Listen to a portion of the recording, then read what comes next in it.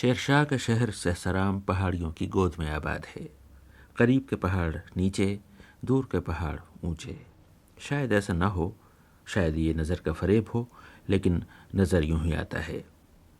ایسے ہی ایک پہاڑ کی چوٹی پر روہتاس کا وہ قلعہ ہے جس پر حملہ کرنا یا قبضہ کرنا ناممکن تھا، لیکن شیرشاہ نے اسے بھی دبوچ لیا اور پھر اتنا عزیز جانا کہ 1000 میل دور جہلم میں جب دوسرا قلعہ بنوایا تو اس کا نام بھی اسی کے نام پر روہتاس رکھا۔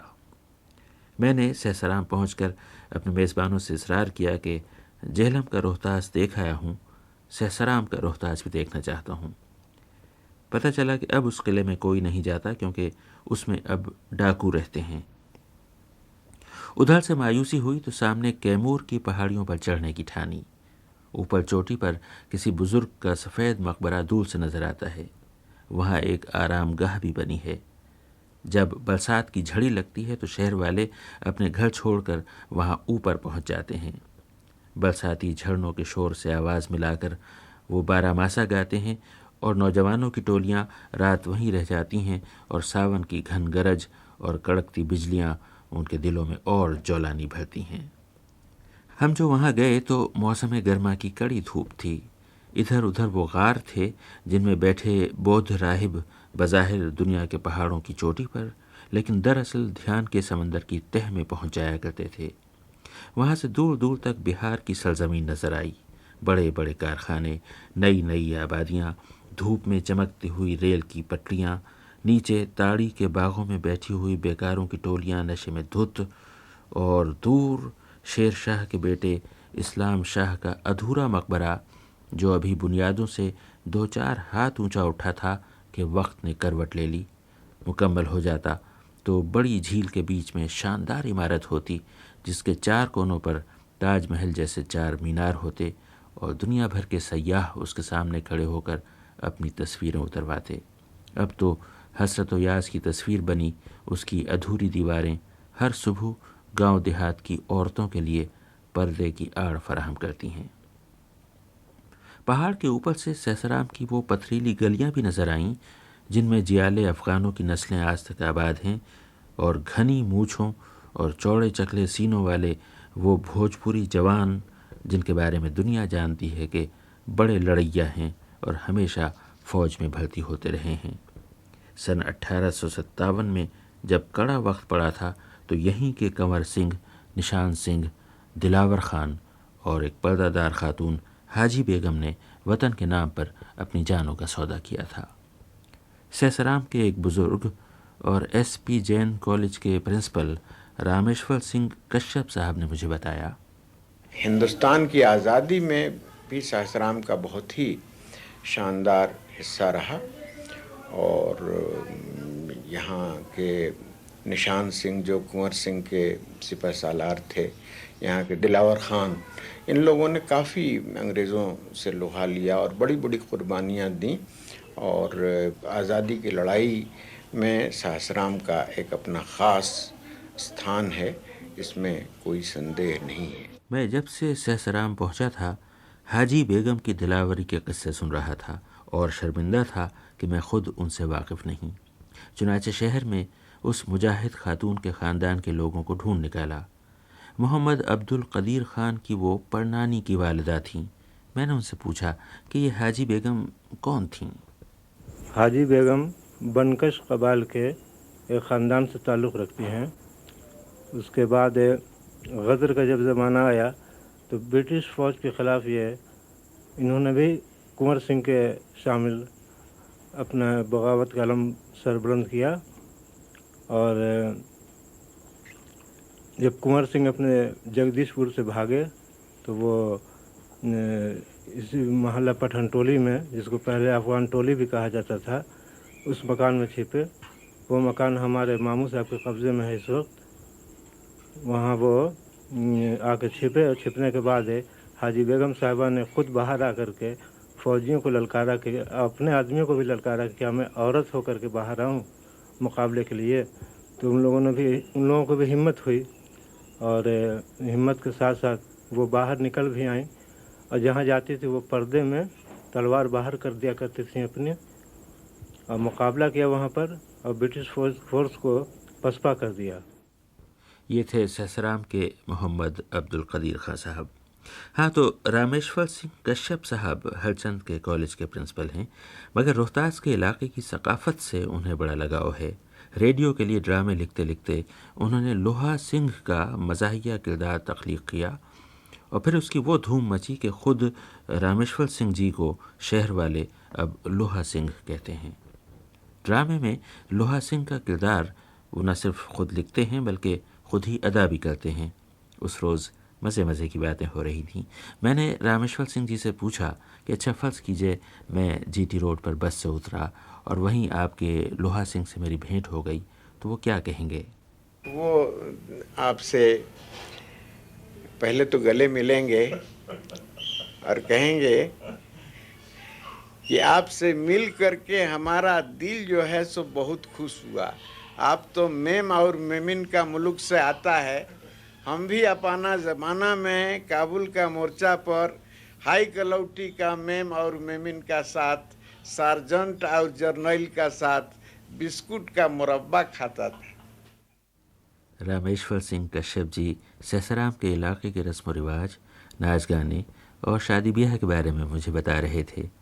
انہوں نے شادی کی ایک دلچسپ رسم کا حال مجھے بتایا۔ یہاں ایک شادیوں میں ایک ڈومکچ ہوا کرتا ہے، تو ڈومکچ وہ اس میں عورتیں مردوں کو وہ ناٹک نہیں دیکھنے دیتی، یعنی جب بارات چلی جاتی ہے تو عورتیں وہ ڈرامہ کرتی ہیں، اور اس ڈرامے میں کچھ فحش باتیں بھی شاید ہوتی ہیں یا ایک ہنسی مذاق کی باتیں ہوتی ہیں، اس کو عورتیں بہت ہی چھپا کر اپنے ہی تک محدود رکھتی۔ اور ایک آدھ بار میں نے بہت لوگوں سے خوشامد بھی کی کہ ہم کو اس کا تھوڑا سا دیکھنے کو ملے، تو ہم کو اس کی اجازت ملی نہیں۔ یہ تھے رامیشور سنگھ کشیپ صاحب۔ سہسرام کے ایک اور بزرگ فصیح الدین صاحب نے بھی شادی بیاہ کی دلچسپ باتیں بتائیں۔ اس علاقے کے بھانڈ بہت مشہور تھے اور امیر امراء کی شادیوں میں بلائے جاتے تھے۔ ان کا ایک دلچسپ واقعہ فصیح الدین صاحب نے سنایا۔ وہ ایسا ہی تھا کہ عمرہ کے ہاں بھانڈ بلائے جاتے تھے، 2 دن ناچ ہوتی رہتی تھی اور کافی انعام اکرام ملتا تھا۔ اتفاق سے حاضر مجلس ایک صاحب تھے، انہوں نے دوشالہ اپنا دے دیا انعام میں، تھا پرانا وہ، تو اب بھانڈوں نے اپنا نقل کرنا شروع کر دیا، کہا کہ اس میں کچھ لکھا ہوا ہے۔ دوسرے کو بلایا، تیسرے کو بلایا، پڑھا نہیں جا رہا تھا۔ چوتھا آیا تو کہا کہ اچھا چشمہ لاؤ ہم پڑھ دیتے ہیں۔ لایا چشمہ، وہی پڑھا گیا، اس میں لکھا تھا کہ لا الہ الا اللہ، کہا کچھ اور لکھا ہوگا، اور لکھا ہوگا۔ دوسرے تیسرے نے، پھر چوتھے نے پڑھا، کہا کہ نہیں کچھ اور نہیں اس کے بعد لکھا، کہا کہ محمد رسول اللہ نہیں لکھا، کہا کہ نہیں یہ کیسے لکھا رہے گا، یہ تو ان کے وقت سے پہلے کا ہے۔ یہ عالم تھا بھانڈوں کے حاضر جوابی کا۔ فصیح الدین صاحب پیشے کے اعتبار سے درزی ہیں، لیکن شہر میں بہت معزز اور معتبر ہیں۔ سہسرام کے پرانے رسم و رواج کے بارے میں مجھے بتا رہے تھے۔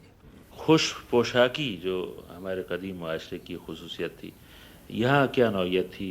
صاحب حیثیت لوگ کس قسم کی پوشاکیں پہننا پسند کرتے؟ اچکن چپکن شیروانیاں چلتی تھی، بغیر شیروانی کوئی باہر نکلتا نہیں تھا، بغیر ٹوپی کے کوئی ننگے سر تو کوئی نظر نہیں آتا تھا۔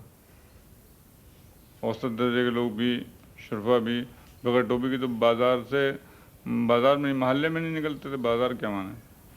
اب تو تہبند باندھ کے نکل آتے ہیں۔ اب تو تہبند باندھ کے نکل آتے ہیں، کوئی اصول ہی نہیں ہے، عجیب معاشرہ بگڑ گیا۔ خواتین کا کیا ہوتا تھا؟ پردے میں بیٹھتی تھیں، گھروں میں رہتی تھیں یا نکلتی تھیں؟ خواتین کا یہ عالم تھا کہ وہ بھی پردے میں رہتی تھی، محلے میں بھی اگر جانا تھا کسی عزیز کے ہاں پڑوس میں تو ڈولیاں ہوتی تھیں، ہم لوگ یہاں ڈولی میں بیٹھ کے جاتی تھیں، کوئی بھی پیدل گھر سے باہر قدم نہیں نکلتا تھا۔ خواتین کا یہ عالم تھا۔ دوسرے محلے کی تو بات ہی چھوڑ دیجیے، محلے میں پڑوس میں بھی جانا ہوتا تو ڈولی سے جانا ہے، پیدل جانے کا سوال ہی نہیں آتا۔ اچھا، آپ کو یاد ہیں کچھ اب سے 40 45 50 سال پہلے مشاعرے یا اس قسم کی محفلیں آپ کے شہر میں ہوتے تھے؟ ہاں، مشاعرے ہوتے تھے یہاں، مشاعرے خاص طور پہ ہوتے تھے، ہم نے بھی کئی مشاعرے کرائے تھے۔ جی ہاں، مشاعرے خاص اہتمام سے ہوتے تھے. پڑھے لکھے آپ کے شہر میں کافی شاعر تھے یا باہر سے بھی آتے؟ نہیں، یہیں کافی شاعر تھے. یہاں تو گلی گلی میں شاعر بھرے ہیں. یہاں کا عجیب عالم ہے، یہاں کی ٹھیکری بولتی ہے. یہ سچ ہے کہ اس شہر کی ٹھیکری بھی بولتی ہے، مگر یہ بھی سچ ہے کہ بہت اچھا بولتی ہے. سہسرام والے شاعری کی جدید روایتوں سے کٹے ہوئے نہیں، اور اس کا احساس مجھے اس شام ایک شعری نشست میں ہوا. بنارس سے بھی پرے اچھے اچھے شعر سنے تو ویرانوں میں پھولوں کے کھلنے کا گمان ہوا. حکیم انیس الزماں صاحب کی قیام گاہ پر شعری نشست تھی، اور سہسرام کے شاعر کیمور کے برساتی جھرنوں سے تان اور بودھ راہبوں کی گپھاؤں سے دھیان لے آئے تھے، جن کی آمیزش ہوئی تو شعر ہوئے. ہو جائیں ختم مجھ پہ ستم کاریاں تمام، ہو جائیں ختم مجھ پہ ستم کاریاں تمام، اے وقت انتظار نہیں چاہیے مجھے. مقطع کا شعر ہے. کانٹوں کی دوستی پہ مجھے ناز ہے ظفر، کانٹوں کی دوستی پہ مجھے ناز ہے ظفر، پھولوں کا اعتبار نہیں چاہیے مجھے. یہ تھے ظفر رضوی ظفر. ان کے بعد جناب عبدالرب نشتل صاحب نے شعر کی قدیم روایت میں اپنے دور اور اپنے وقت کی بات کہی تو پرانی روایتوں پر نیا نکھار آ گیا. کوئی نہیں ہے شہر میں دشمن میرا مگر، کوئی نہیں ہے شہر میں دشمن میرا مگر، میرے ہی سر پہ آتے ہیں پتھر نئے نئے، میرے ہی سر پہ آتے ہیں پتھر نئے نئے. اور مقطع عرض کیا ہے کہ اس شہر بے امان میں نشتر نہیں ہے خیر، اس شہر بے امان میں نشتر نہیں ہے خیر، قاتل نئے نئے ہیں ستمگر نئے نئے قاتل. یہ تھے عبدالرب نشتل صاحب.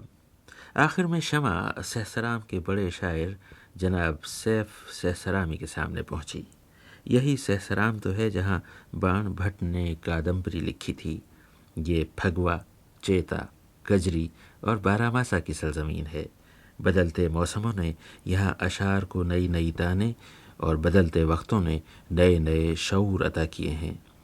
سیف سہسرامی کے شعر بھی یہ سارے حسن سمیٹے ہوئے تھے. آج شام کی نشست کے خاتمے پر لیجئے آپ بھی ان کے کچھ شعر سنیے.